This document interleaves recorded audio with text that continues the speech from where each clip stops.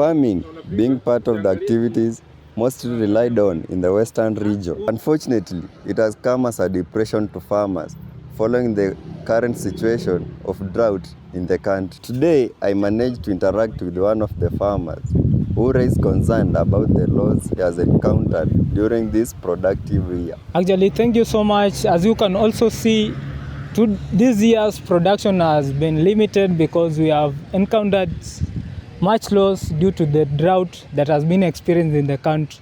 Tumepata hasara sana na hatuko tumexpect, japo ni mavuno ya mara ya pili kwa mwaka. Ni hayo tu, tunajua kwamba misimu hubadilika. Kila wakati tunapoweka tuna invest ndani.